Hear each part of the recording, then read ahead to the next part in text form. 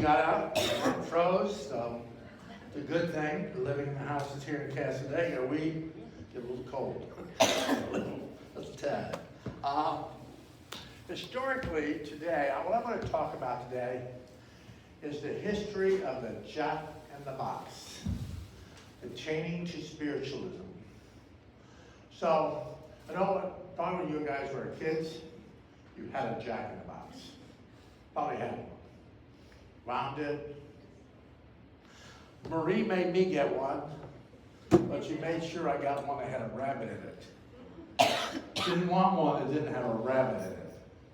So, she didn't want a scary one. She wanted one with a rabbit. And we used to wind these things and wait till the rabbit popped out or whatever was inside of it popped out at us. That's what we did. We wound it slow or fast or easy. And it used to play, it plays Pop Goes the Weasel.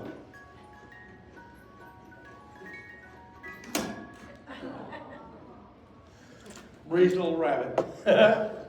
But some people don't really know the whole story of the Jack in the Box. Back in the day, back in the 14th century, there was a saint named John Skyborn. And he performed rather remarkable exorcisms of situations. But the devil wanted his soul. So the devil went, said he would make him the best person in the world, give him all the stuff he could have, but he only wanted his soul. So he thought for a while that he had a boot. And he said, the soul of the boot sounds like a soul. So I tell him I'll give him his soul. So when he gave him all these stuff that he gave him, and the devil said, well, I want your soul now. He said, well, and he took off his boot and he gave it to him. He said, you want my soul? You got the soul of my boot. So the devil jumped into the boot and he sealed the boot with a crucifix and the hole in the front of the boot with some candle wax. So the devil couldn't escape. And that was pretty much the start of the Jack in the Box, the devil in the box. Devil in the boot. Which back in the day was called Jack in the Box. We as individuals in our lives have different things that we do in our lives. Historically, we want to, the symbology of the Jack in the Box is unexpected situations happening in our lives. We have situations that appear in our life, so we kind of cram them down inside of us. We propel them within our being. We allow it to just store itself here within our being. Then probably eventually it'll just pop out, like the box. And literature is used to symbolize the need to break free from artificial limitations or prisons that we put upon ourselves. We are, as individuals in our lives, are our worst enemies. We treat ourselves worse than anybody else can treat us. We blame ourselves for stuff in our lives. We do all kinds of stuff. We do all this vibration. We limit our vibration within our lives. We tell ourselves we don't deserve this, or we don't do that, or we don't do this, or we don't do that. And we talk ourselves out of stuff. We talk ourselves out of it. When I teach mediumship classes, I have individuals say, you know, I probably can't do mediumship. Probably not going to be able to do that. Oh, you want me to get names? Oh my God, I can't do that. Oh, I can't see spirit. You want me to see spirit? I don't want to see spirit now. It just goes on and on and on. But eventually, once they start really connecting to the world of spirit, then they start opening up. But when I first get them back there, it's a little scary for them. It's a little scary for them to actually do readings or talk. Oh, you want me to come up here? Oh no, I can't do that. So when we tell ourselves we can't do it, or we can't manifest that vibration within our lives, it becomes a habit. It becomes a vibration within us that we can't do it. No matter if it appeared tomorrow, we would not be able to do it because we've already told ourselves we can't. We've continually told ourselves that we cannot do it. Sudden manifestation of things in our lives. The Jack in the Box, turn the little thing, and all of a sudden it pops out suddenly in our vibration. So when it pops out suddenly, things move in our life very suddenly. We get disturbed, we throw things off. Usually when the Spirit is moving within our being, Spirit moves through this church, moves around, we see a shadow. All of a sudden we want to turn really quick and take a look at it. But if you really just turn slowly and look at it, the spirit of the vibration within your view will manifest. It's that quick movement that throws it off balance. Slowly look at it. Slowly turn your head. Slowly see spirit. Unless you're alone and the glass is broke and someone's in the house, then turn quickly. But other than that, if the spirit in the house, turn slowly, and usually the spirit will still be there. You haven't disrupted the energy, haven't disrupted it. So you should take your time with spirit. It tells us to take our time with spirit. Don't rush the vibration. When I was a student out here, I would have mediums back in the day say, well, what's your rush, Lou? What's your rush? Why do you want to be certified so quickly? What's your rush? I'm ready. Oh, no. What's your rush? So it was, we're trying to move it quicker than I thought that I should.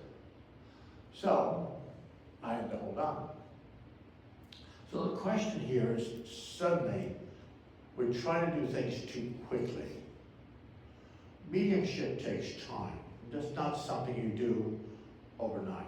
It's not something you manifest within your vibration. Whether you're doing meditation, whether you're taking classes, whether you're doing all these situations in your life, it takes time.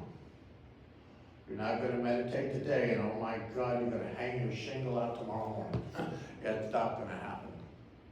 It takes time to do this work. It takes time to do it. So the question is, first you start the work. Start the work towards what you feel like, where you want to be in your mediumship. You want to be at a certain level, then that's where you will be. Want to move to a different level, you'll be there. It's where you put your intention with your spiritual work. You can only get as high as you believe that you can get. You have to be able to accept it. So that sudden manifestation in our lives really doesn't really happen in spiritualism. It's a growth. We get here, I think some of us, they locked the streets and wouldn't let us out. But we got here, we felt like we came home, we belonged here, we ended up living here. But everybody comes out here and they feel the energy of the space. They feel the energy of Castaneda. Not because the energy was here today. The energy was manifested in Castaneda over years and years and years of doing the work here. Every church in the United States, every spiritualist church, every camp, every church, every space didn't have the energy until the individuals entered the space and brought the energy. You brought the energy today. You brought it into this church. When you leave here today, you leave some of your energy in this church as you leave. Then next week or the week after that, more people will come and place more energy in the space, and this place will hold on to that energy. So it's all psychometry. House, vibration, your vibration, everything around you signifies what kind of energy you propel into it. By limiting God or limiting ourselves of what we can do, limiting the situations within our lives, have you limited your vibration? Oh, I don't want to see that. Oh, I don't want to do that. I want to accomplish this. I always tell people in my class, always remember you are giving a gift from Spirit. Whether it's mediumship, whether it's healing, whatever gifts that is that you feel, I'm really good at that. Then you should work at that gift. Because that's where your most power is, at the beginning. The other gifts within your being will appear. They'll appear once you give enough energy to the gift that you were given. You're an extremely powerful healer, be a powerful healer. If you're extremely powerful in something else, then do that. But do what you feel really benefits you, that you're comfortable with. Don't be forced into something and say, well, I don't really like it because I've been in this work a long time, and some people just kind of vacate the work. They don't work at it anymore. They got tired, they're exhausted. It wasn't exactly what they thought it was supposed to be. Then they leave it. They don't work on it anymore. And really the work is mostly for you. It's not for us to give you readings, it's not for us to entertain you. It's for you to empower your being. That's what it's supposed to be. It's supposed to do that. Empower you. Well, you never read in your life, never connect or do anything in that vibration, just you. I used to have a teacher many years ago and say, just do you. Just do you. Don't do anybody else. When years ago we had the whole thing with John Edwards, and we had James Van Brogg, and all these mediums, they were going through spirit, and everybody wanted like, ooh, that is spirit now. They wanted that. They wanted to read like John Edwards. Ooh, I'm going to read like that. But I always told people, I said, I'm going to read like you, not like somebody else, because you won't be happy with it. You might be able to fake it for a while and say, oh, I'll do that for a while, but then you'll get thrown off base with it. And read like you. That's why most of the mediums here, we do not read like each other. We don't. But you come to a reading by me, and some mediums that are associated, the mediums will give you the same reading, bring it through the people. My breaths bring it through a different way, a different vibration, a different way.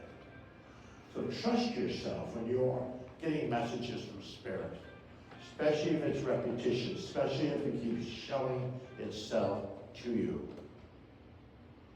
That sudden manifestation of things in your life, that things that just keep appearing, as an angelic presence or guides or your higher self trying to get your attention. So pay attention to that. Pay attention to what's happening in your life. Because you're going to go home today, you're going to travel the road back to your house. Things will appear in front of you that will get your attention. Because you live where you live, you go where you go, and all this stuff is for you. Spirit will manifest things in your life to get your attention for you to look at. Be watchful of that. Be watchful of that connection to your higher self. The inward goodness. What you have to do in your life is always kind of figure out, what are you putting into your being? What did we stuff into the box? What did we put into our vibration? Do you read good literature? Do you teach yourself good stuff? Do you fill the vessel with good vibration? Good vibration. If you continually fill yourself with good vibration, then you in turn will attract good vibration to you. The more negative vibration that appears in your life, the more negative people that will come out of the woodwork. The little jack in the box will pop up and surprise you. You want to know why people attract themselves to you. You have to realize that it's the energy, the vibration that you place out into the world. So try to fill yourself with blessings, with encouragement, with upliftment. Some of the food that you eat, some of the nourishment you get, either from literature, from what you watch, what you do, what you propel in your life, should be positive. Sure, we still have to deal with people. We still have to have that connection to them. But doesn't mean we have to break bread with them. Doesn't mean we have to hang with them. We can wish them well. I have a little thing that I do when I do readings once in a while. You have drive-by relatives. Keep the windows up, keep the doors locked, and drive by and wave. Don't stop. You get in trouble when you stop. You get in trouble when you entertain.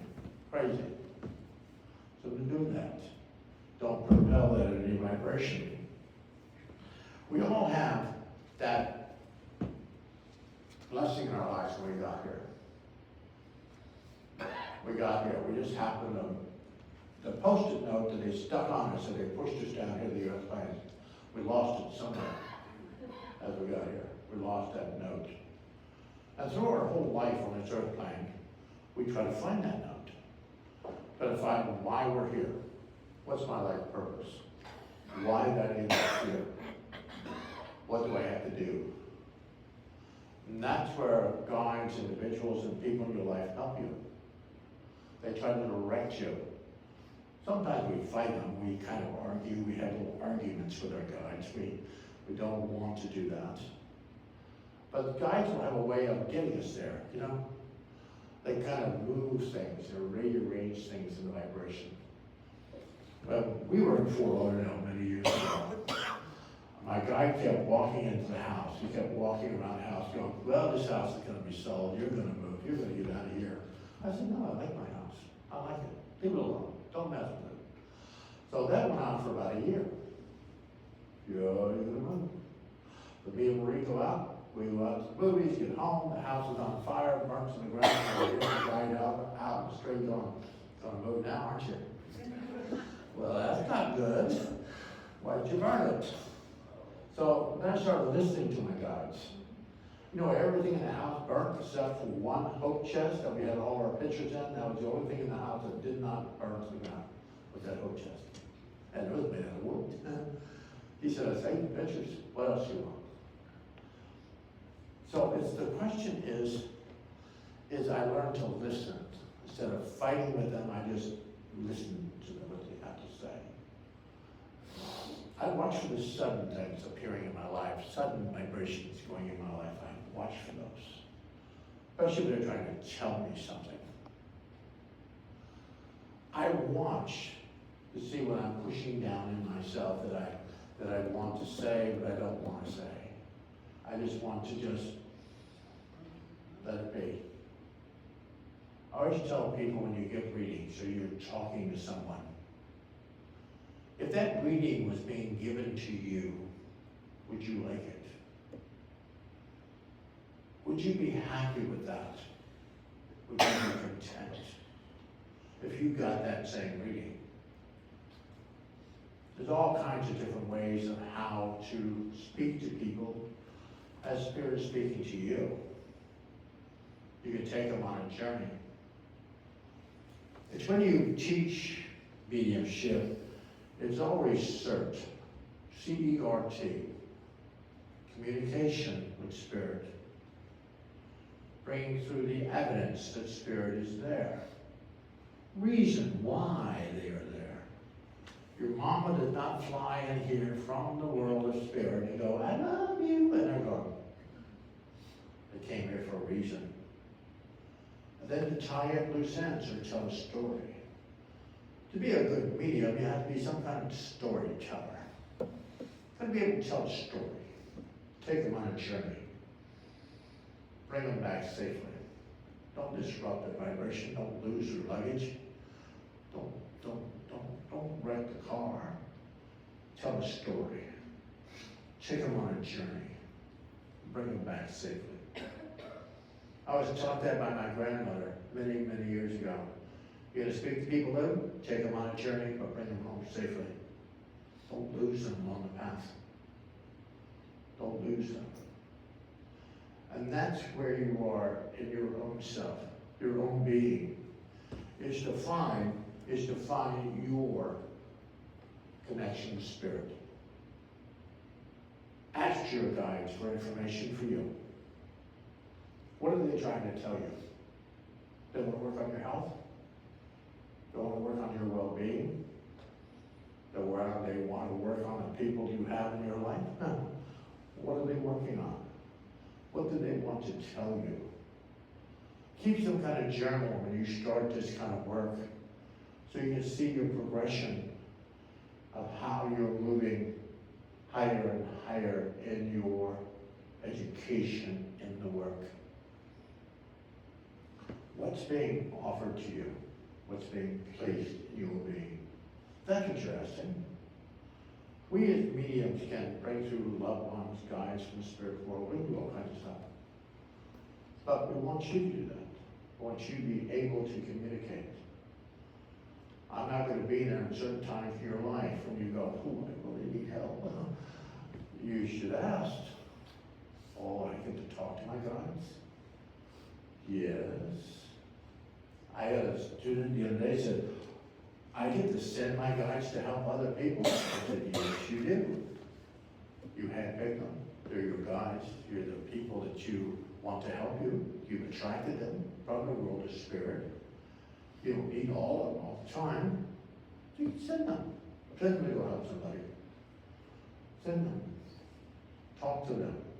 Have communication with yourself. Talk to your higher self. Talk. Don't be afraid to talk to yourself. You can still get away with that now. They're not going to lock you up. We're in the future now. Back in the 60s, I had a little journey there. But now, you can talk to yourself. You can talk.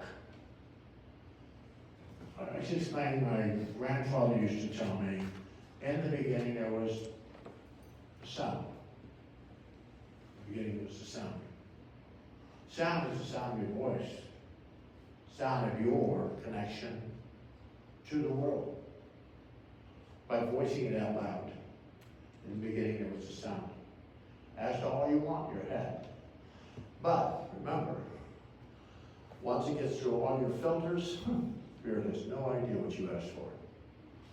To say it out loud. Where two or more are gathered, there I am. Higher self, physical self, two or more are gathered, there I am. You are already complete. Two or more gathered are already there. You don't need somebody else to entertain. All you need is you. To communicate with Spirit. But you have to believe you can. That belief system within your being. You have to believe that you want to be healthy. You have to be able to accept it at the place in the vibration. You have to accept the Spirit is with you. You have to be able to do that. So a lot of this is more through accepting the energy that you have in your life now. And looking at where you are in your life. Where are you in your life? Do you want to be higher? Where do you want to be? Take kind of stock in where you are. And see where you'd like to be. And ask them, how can I get there? And watch who and what appears in your life. Teachers will arrive when the student is ready. They will. I've had plenty of teachers here in Castaneda. Plenty of teachers that have taught me here. Plenty. And I learned from a lot of the original mediums that were in this organization. But the question here is always, it's where your journey takes you. Your journey, you might be here today for the first time. It might be your first time here, and I've already scared you half to death. But it might be your first time into this kind of religion, into this. But spiritualism is a religion of one, of you. That's what it is. If it isn't for you, there's no religion. If you don't excel in this fight, in the religion, we have no congregation. We have no congregation, we have no faith. So it's you, every one of you, to encourage the energy within the space. It only takes one to change it, to fix it, to do whatever you need to do with the energy that you feel.